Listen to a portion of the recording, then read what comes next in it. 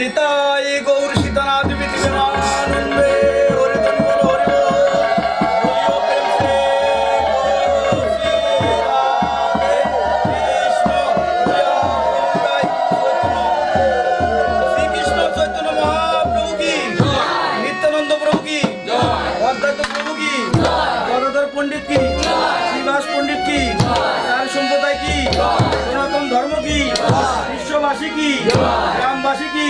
ওই জায়গায় যেতে একটা গুফা আছে, ওই গুফার মধ্যে সব ডাকাইতরা বন্দুক রাইফেল সব ওই গুফার মধ্যে ধুয়ে দিচ্ছে।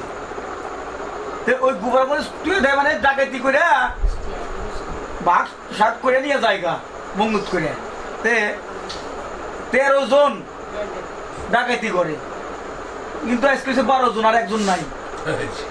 তখন কইতেছে সর্দার, কইতেছে সর্দার গো আজকে তো একজনও নাই, একজন নাই কে, তাহলে আজকে খবর আছে আজকে বিশাল বাড়ি স্বর্ণ দিয়ে আজকে ভরে যাবে লাগবো, ব্যাগ পুরো হয়ে যাবো গা। বুঝতেছে যে ডাকাতি করে সে তো নাই, বলছে তাই আজকে বাদ দে। আজকে বাদ দেবো কে? ওই দেখ ওই যে ওই জঙ্গলের মধ্যে বাতি জ্বলতেছে, একজন ভাড়া করে নিয়ে আসি। এই জঙ্গলের মধ্যে কারে বামু ভাড়া করতে, বলছে আর দেখে আসি। যাই দেখে এক সাধু বাবা, সাধু বাবা ভোজন করতেছে। সাধু বাবা যাই করতেছে, বাজু বাবা আজকে আমাদের সাথে যাইতে হবে ডাকাতি করতে। সাধু বলছেন আমি তো বাবা সাধু মানুষ, আমি তো এই সব জানি না কিছু। যাওয়ার হাতে হাতে আরেকজন, সাধু বাবা না গেলে গোল বুঝতে পারলেন, বলো হরি হরি বল। সাধু বাবা করতেছে হে গুরুদেব, কৃষ্ণ যদি কৃপা করে কোনো ভাগ্যবানে গুরুদেব অন্তর্যামী শিখাইয়ার জন্য। হে গুরুদেব এটা তো অবুঝ, কিছু বোঝে না, তোমার কৃপায় দাঁড়ায় এই 12 ডাকাতকে যেন তোমার মতন করতে পারি এবং সাধু বানাতে পারি। গুরুদেব তুমি কৃপা করো। গুরুদেবের কাছে আগে প্রার্থনা করলেন, প্রার্থনা করে গুরুদেবের কাছে ওদেরকে স্মরণে আশ্রয় করে দিলেন, দিয়ে বলছে যাও চলো জীবন তো রক্ষা করতে হবে। চলে গেলেন ডাকাতের সাথে। যাওয়ার সাথে যে বাড়ি ডাকাতি করবো এই বাড়িতে ওই সাধু যাওয়ার সাথে সাথে তালা আর খোলা লাগে না, তালা এমনি খুলে গেল। কুত্তা ভোগে, কুত্তাও ভুগলো না। কত সুন্দর করে ডাকাতি নিয়ে এসে বঙ্গুত করতে ভাগ করতেছে, ভাগ করে সাধু করে আমি আর কাজ শেষ, আমি চলে গেলাম। কানে কানে ফিস ফিস করে করতেছে সর্দারের, এক ডাকাইতের মধ্যে আছে না, সর্দার জীবনে মেলা ডাকাইতি করছি, এরকম আরামে ডাকাইতি করবে নাই। যাওয়ার সাথে সাথে কুত্তাও ভোগে না, তালাও খুলে যায়, এরকম ছাড়া যাবো না। তখন ওই সাধু ওই যাও আর একজন পিস্তল কাকে নাই, তাহলে বলো হরি হরি বল। তুই তো অন্য থাকোস, মনের মধ্যে তো থাকোস, আমরা তো দেখেছি। তো তখন সাধু বাঘ দিবেন নিচে সাধুরে, সাধু ভাই আমি এইখানে কি করবো, আমার গুরুদেব যে আমাকে যে ধন দিয়েছে 3 বাড়ি ভিক্ষা, আমি তো 3 বাড়ি ভিক্ষা করে জানি তাই সেবা করি। আর এখনকার বৈষ্ণবরা যদি গ্রামের টল দেয়, এক ব্যাগ না পুরো হইলে আটলে আমরা আরেক ব্যাগ কিনে নিয়ে আসি। বাবা বৈষ্ণবের ব্যাগ চৈতন্যর সারি, আজকে এ বাড়ি খাইলে কোন বাড়ি, বৈষ্ণবের চৈতন্য মানে আজকে এ বাড়ি খাইছে আবার কোন বাড়ি খাইবো, বৈষ্ণবের এই চিন্তা। তখন সাধু কয় শোনেন আমার কিছু কথা আছে। বলেন বলেন বলেন। 1 মাসে যেন আমরা ডাকাতি করবো, হ্যাঁ 29 দিন আপনাদের কথা শুনবো আর 1 দিন আমার কথা শুনবো। সর্দার কইছে, সবাই কইতেছে না না, সর্দার কইছে এই সাধু 29 দিন আমাদের কথা শুনবো আর আমরা কি 1 দিন এর কথা শুনতে পারবো না, 1 দিনই? বলছি সাধু বাবা ঠিক আছে আমরা রাজি, 29 দিন আমাদের কথা শুনবে আর 1 দিন তোমার কথা শুনবো, আমরা রাজি। ঠিক আছে। ডাকাতি করতে করতে করতে করতে কি যে আনন্দ হয়ে গেছে ওদের, করতে করতে 29 দিন শেষ, 30 দিনের সাধুর পালা। সাধু কয়েকজন তোমরা ভরে আইসো, ভরে আইসে আইসে গেছে গা সবাইকে 12 জন নিয়ে যাই এক বাড়িতে গেছে, নিয়ে যায় কয় রে তোর জিনিসগুলো নিয়ে বাড়া তাড়াতাড়ি। সাধু তোর জিনিসগুলো নিয়ে পারা ডাকাত কিটেছে কি কি ব্যাপার? আর ডাকাত যে যে নাপিত, নাপিত তো বোঝেন মানে শিল নর সুন্দর, তোর খেউরি করে দিব কেসি খুর নিয়ে আয়। শালা 12 জন ডাকাতকে কি করবো নাইরা কইরা সাধু বানা লাইব। ওই যে কইছে যান 29 দিন আমার আর একদিন, 29 দিন তোমার একদিন হচ্ছে আমার। বলছে যে সব মাথা মন্দন করছে কইরা 12টা ধুতিও রেডি রাখছে সাধু বাবা, 12টা মালাও রেডি রাখছে, জবের মালাও রেডি রাখছে। দেখ কানের মধ্যে ফিস ফিস করে হরির নাম দীক্ষা দিয়ে দিচ্ছে। দীক্ষা দিয়া বলছে যে তোরা সকাল থেকে সন্ধ্যা পর্যন্ত হরিনাম করবি, তোদের আয়োজন আমি করতেছি। সাধু বাবা যাই রান্না করছে আর মাঝখানে ওরা হরিনাম করতেছে প্রেমছে। কিন্তু ওই দেশে আবার বৈষ্ণব পরায়ণ রাজা যদি বৈষ্ণবকে দর্শন না করে রাজকোটে যায় না। আজকে তো বৈষ্ণব মেনে নাই, বৈষ্ণব পণ্ডিতে রাজার তো আজকে মনে দুঃখ, প্রতিশ্রুতি করছে আজকে আমি বৈষ্ণব দর্শন না করলে কিছু খাবো না, এই জীবন আমি আর রাখবো না। পূজা খেপে গেছে গা, মন্ত্রী উজির যে যেখানে যাও পারাও দেখো সাধু ধরে নিয়ে এসো। ওই রাস্তা দিয়ে যাইতি হরে কৃষ্ণ কইতেছে 10 জন 12 জন রাজা মন্ত্রীরা। এত সাধু তো আমরা কোনোদিন দেখছি না। রাজা তো 2-3 জনের প্রণাম করে যায়, 12 জন সাধু হরির নাম করতেছে। জয় আমাদের সাথে যাইতে হবে কোথায়? রাজ দরবারে। ডাকাইতের মধ্যে সর্দার 29 দিন ডাকাইতি করছিলাম, আজকে শুধু আসলে সব যাইব গা। আজকে তো গর্দন দিব রাজা, আমাদের উপায় নাই। ভাই সদা কথা বলছি না, চুপ করে তে খবর পাঠাইছে যে আর কি চাই 12 জন বৈষ্ণব দর্শন পেয়েছি। রাজা 3 সেট বাজনা পাঠাইছে আর পণ্ডিত পাঠাইছে, ব্রাহ্মণ মন্ত্র উচ্চারণ করতে করতে ওই 12 জনকে স্বর্ণ পালকিতে নিয়ে যাইতেছে। বলছে শোনেন, বলে কি আমাদের একটা শর্ত আছে। বলে কি শর্ত? আমরা যে উঠে যাব রাজ দরবারে, আমরা কোনো সন্ধ্যা পর্যন্ত থাকবো না, সন্ধ্যার আগে আমাদের আসতে হবে। বলছে ঠিক আছে, খালি রাজা আপনাকে দর্শন করে ছেড়ে দিব। তখন ওই রাজা দেখেই তো আনন্দ ভরে গেছে। এই জন্য দর্শনে পবিত্র করো, এই তোমার গুণ। দর্শন দেখেই আর স্ত্রী করছে, রাজার স্ত্রীকে বলছে তাড়াতাড়ি স্বর্ণ থাল নিয়ে আসো, তাড়াতাড়ি জল নিয়ে আসো, চরণ ধোয়া দাও। ডাকাতরা মনে করতেছে শালা রে, আমরা তো ডাকাত, পুরো ডাকাত, আমরা তো সাধু না, আমাকে তো চরণ ধোয়ানোর জন্য পাগল, কি ব্যাপার? আর সর্দার একটা কথা কই না, ফিস ফিস করিস না তো, দেখ দেখ কি করে কি হয়, কোনটা জল কোনে করে আগে দেখ, তোরা কেন ওরকম করতে চাস? তখন চরণ ধোয়াচ্ছে ওদের আর চোখের জলে ভেসে যাচ্ছে। চরণ ধোয়াই বলছে যে আমরা তো চলে যেতে হবে, সন্ধ্যা লাগে। বলছে উজির এদের 12 জনের ঘোড়া একটা সাজাও, স্বর্ণ মোহর যত যা আছে ওরা যেন জীবনের মতন বসে খাইতে পারে, সাজায় দাও। সাজায় দিতে দিতে যাইতেছে আর চোখের জলে ভাসতেছে যেন খালি একদিন সাধুর সঙ্গ করেছি, তাই ইহকালে পরকালে বসে থেকে খামু তাও ফুরাবে না। নিতাই গৌর হরিবল। সাধু কি পরশমণি, সাধু কি পরশমণি।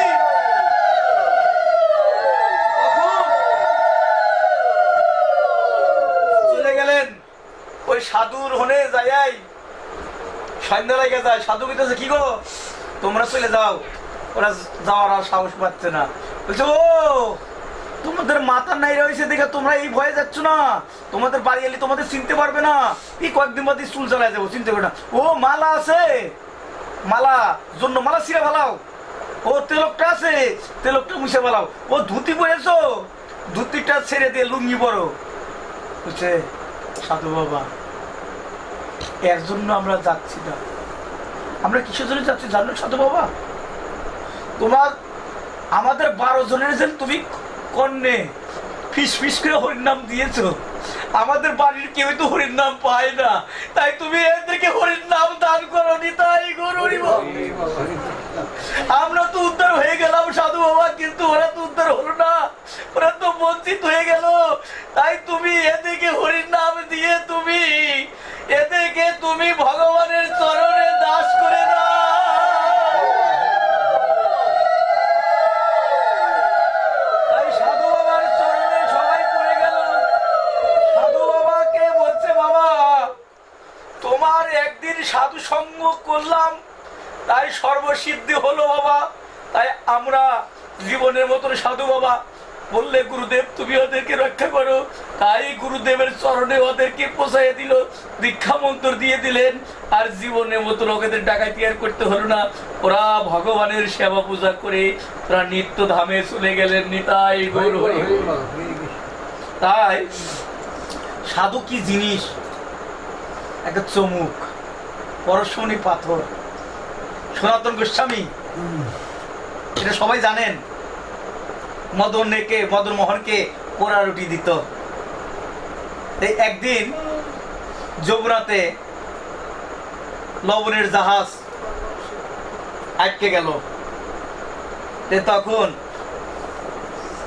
জৈবনকালে ভজন, রন্ধনে লবণ, যতই রান্না করেন লবণ ছাড়া রান্না স্বাদ হবে না, আর জৈবনকালী ভজন। বাজারে আগুন লেগে গেছে, লবণ ছাড়া আগুন লেগে গেছে, মানে এত দাম, কর্পুলের দাম সমান হয়ে গেছে গা। কর্পুলের যে দাম লবণের দাম এইরকম হয়ে গেছে, জাহাজ আর আটকে গেছে, আর যায় না। এমন ভাবে যে তখন রাজা জাহাজ তো বলতেছে, তোমরা জাহাজের জন্য বসে আছো, জাহাজ চলতে পারছে না। বলছে এখন ত্যাগী বাবা আছে, তার নাম সনাতন বাবা, এই আঠুর উপরে কাপড় পেন্দে কপিন পিন্দা থাকে পরিবেশ। বলছে তাকে যদি বলো একটু যদি জাহাজটা স্পর্শ করে তাহলে তো জাহাজটা চলে যায়। যখনই ভগবানের নাম করে জাহাজটা স্পর্শ করছে তখনই গড়ে ফিরে যেতে। তখন বলতেছে, বাবা তোমাকে কিছু দিই। বলছে আমি ত্যাগী মানুষ, আমি পোড়া রুটি, উনি পোড়া রুটি কিভাবে খাই জানেন? আমার তো কত কিছু বেলনা পিড়ি আসছিল, এখন আগে তো বেলনা পিড়ি ছিল না, ওই আটা তারপরে আগুন জ্বালায় ওর মধ্যে দিয়ে যেটুকু খেয়েছে তখন। আর আমাদের জিব্বা কত লোক, পুষ্পন্ন, ছানার রসা, মুসার ঘন্ট, বুটের ডাল, তারপরে কালি জিরা চালের আতপ, তারপরে মুসার ঘন্ট, কত কিছু। আর জিব্বাটা লাভ পারে বাবারে বাবা, খালি লুলু করে ছাগলের মতন। ছাগল যেরকম গাছ দেখলি এরকম, বুঝলেন তো? তখন ওই পরশমণি পাথর ব্রাহ্মণ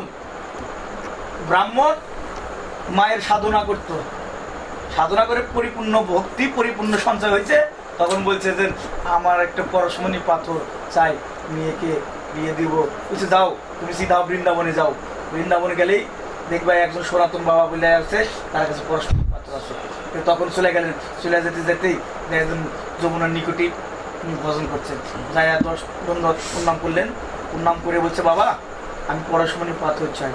বলছে পরশমণি পাথর পাইব না, আমি তো হ্যাঁ কত কিছু, এখানে তো সাথে যাবে না, সাথে যাবে কোনটা যেটা করণীয়, সেটা কি হরির নাম।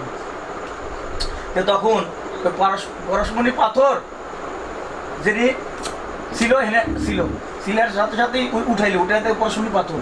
তখন বলছে যে ব্রাহ্মণ বলতেছে, হাই এই বাবার কাছে আবার কিরকম পরশমণি পাথর আছে, যে পাথর পরশমণি পাথর পাইলে একটা মানিক্য 7 রাজার ধন, 7 জন্ম বসে থেকে খাইতে পারে।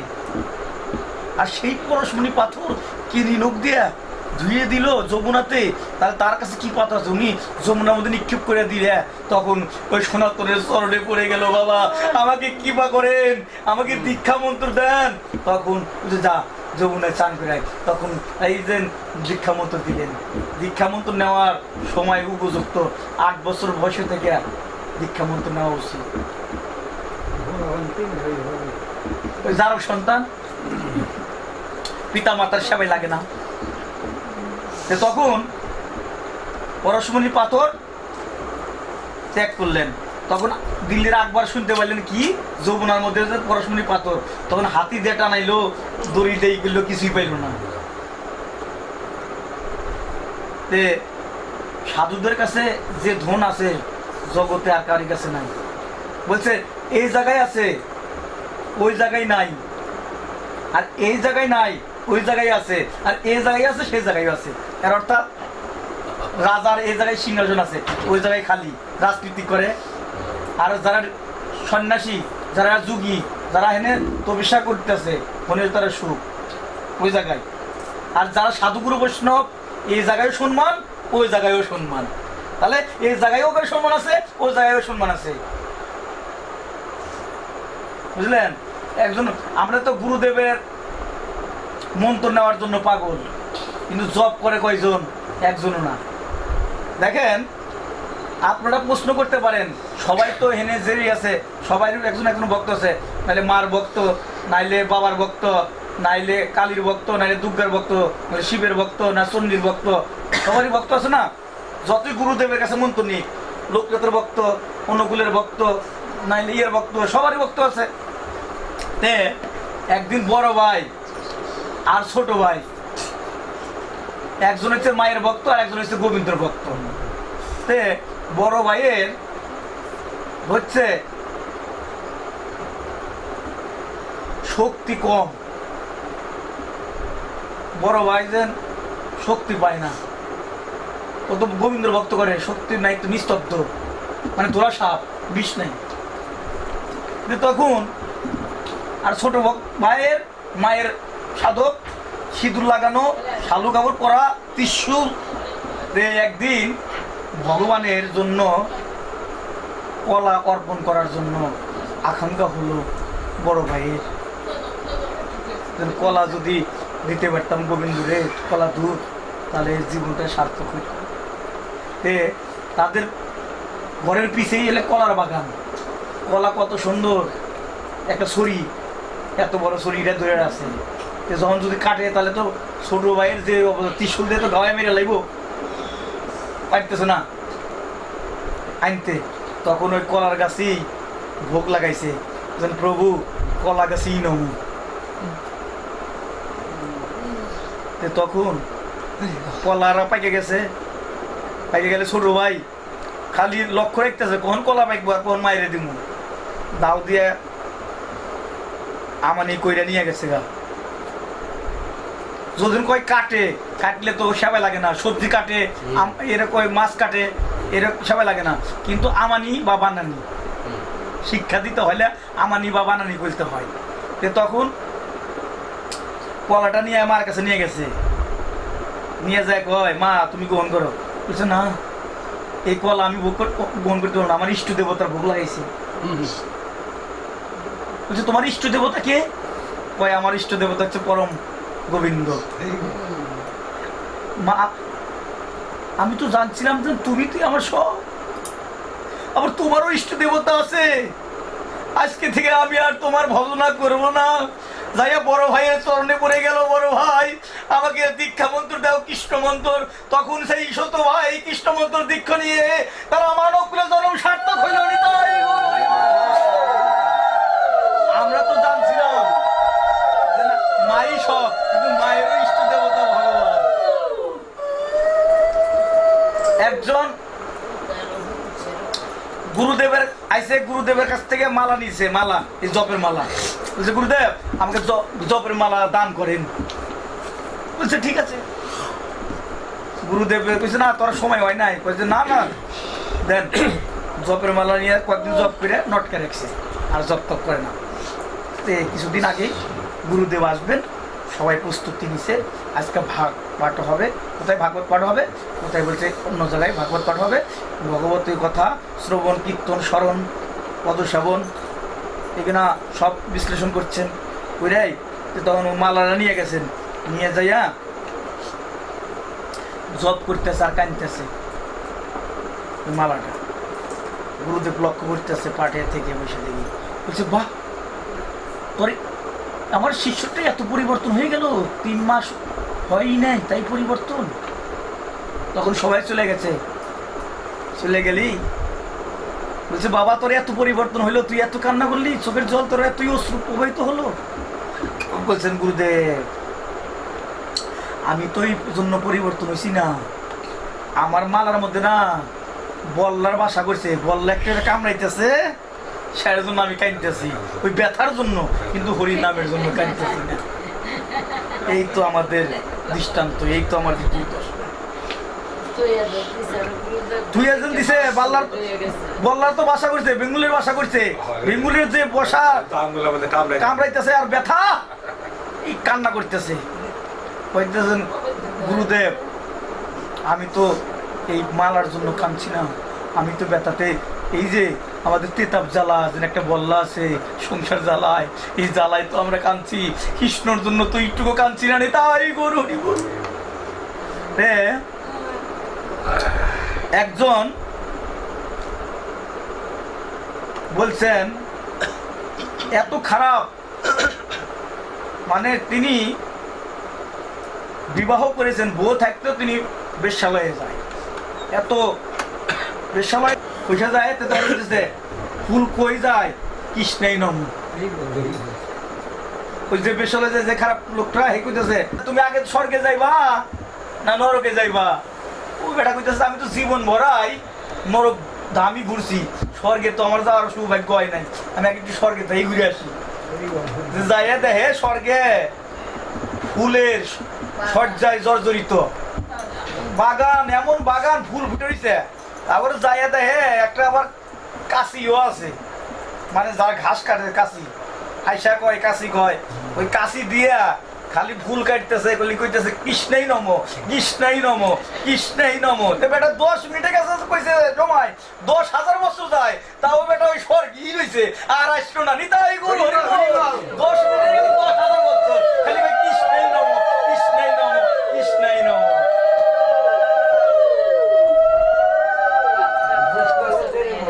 10টা মিনিটের কাছে 10,000 বছর যায়।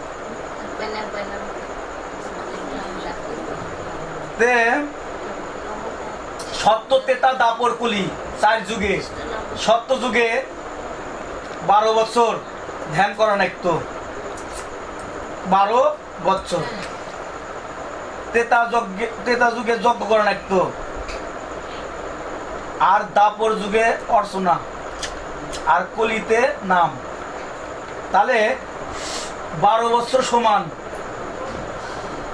একদিন, 12 বছর তপস্যা করে যে গুণ ফল না হইব, একদিন যদি হরির নাম করে 12 বছর সমান। নিতাই গৌর হরি বল।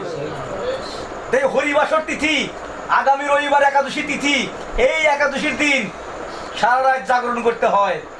কত জায়গায় ছেলেবেলে জন্ম নিলে আনন্দ আত্মহারা রসগোল্লাতে বিতরণ করতে কত কিছু দিব দেওয়ার, আর কত জায়গায় ছেলেবেলে হইলে সারা রাত কান্নাকাটি করে, কীর্তন করে কি মানে হে প্রভু তুমি ওকে দিয়েছো জন্ম, ও যেন কৃষ্ণ সেবায় লাগতে পারে, এই জন্য আর আমরা কত আনন্দ করি, বাবা রে বাবা, এনে কান্না করতে হয়। ভগবান পৃথিবীতে সে পাঠাইছো, ও মানবকুলে জন্ম পেয়েছে, ও যদি ভজন সাধন না করে তার ওর মানবকুলে জন্ম ব্যর্থায় যাব। নিতাই গৌর হরিব।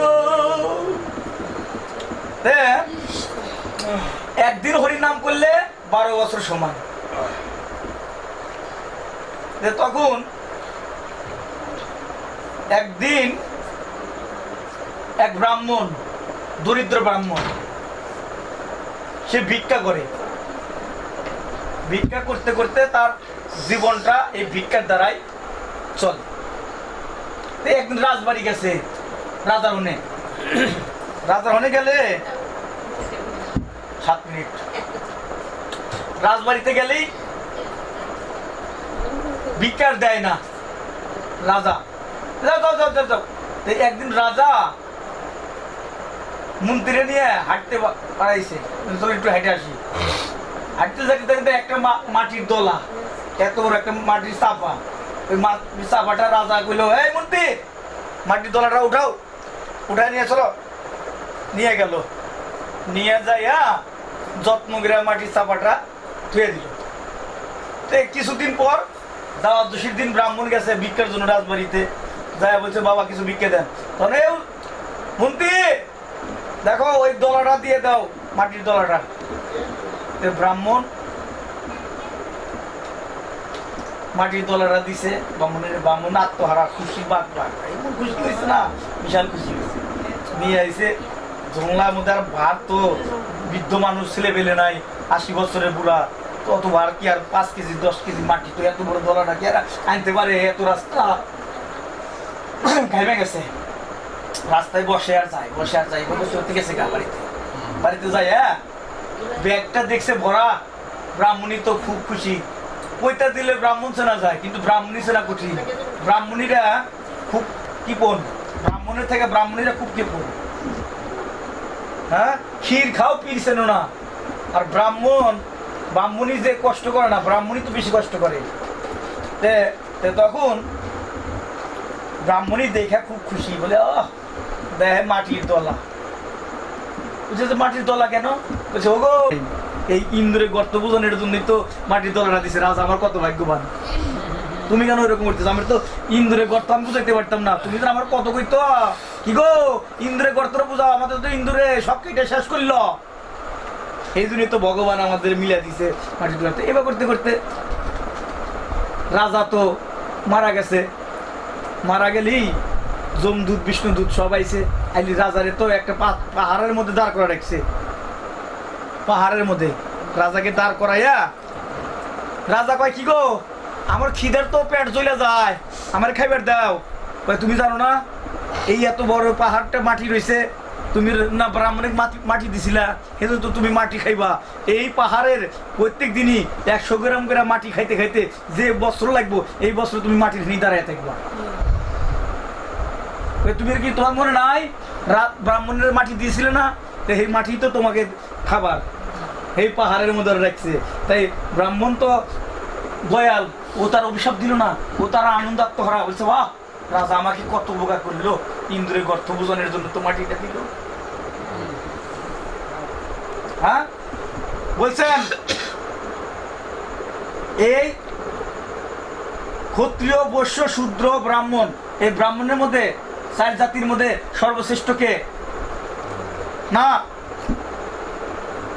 ব্রাহ্মণ সর্বশ্রেষ্ঠ হইতে পারে না। ভগবানের মুখের থেকে কার তৈরি? ব্রাহ্মণের মুখের থেকে, বাহুর থেকে কার? ক্ষত্রিয় বাহু, আর উরের থেকে বৈশ্যর, আর ভগবানের চরণে থেকে শূদ্র।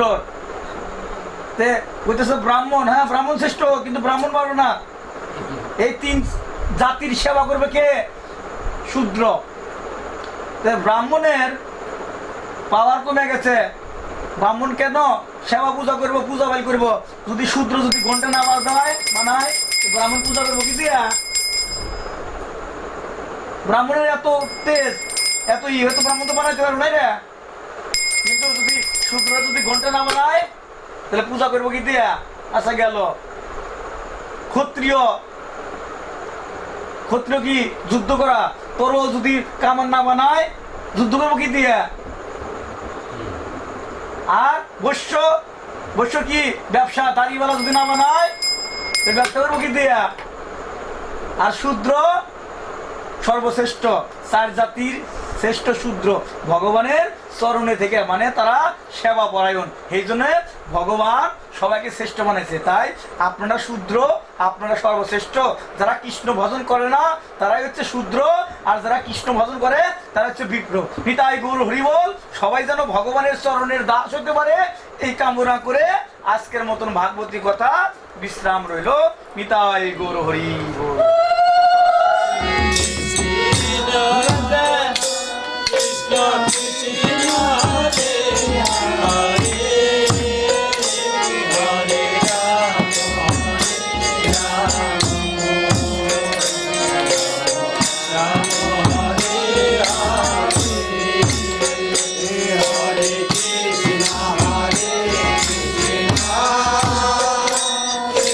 Krishna Hare